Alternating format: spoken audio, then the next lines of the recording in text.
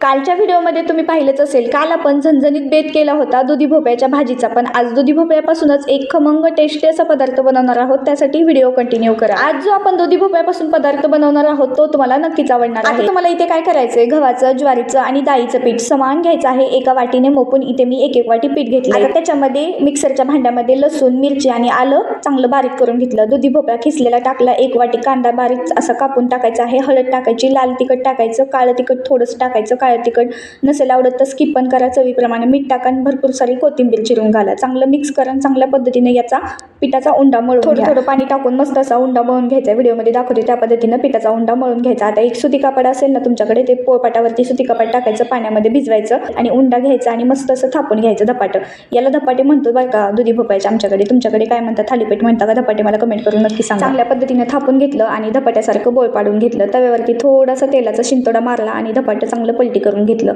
बघा, सुती कापडावरती पलटी केलं, तेल लावलं, परत एकदा पलटी केलं. चांगल्या पद्धतीनं हे धपाटं भाजायचं, कच्चा अजिबात ठेवायचं नाही. खूप छान टेस्टी बनतात हे धपाटे. तुम्ही एकदा नक्की बनवून बघा माझ्या पद्धतीनं. चला, मी सगळे धपाटे दुधी भोपळ्याचे खमंग असे मऊ लुसलुशीत धपाटे बनवून घेतलेले आहेत. तुम्ही कधी बनवताय मग ही रेसिपी नक्की बनवून खा.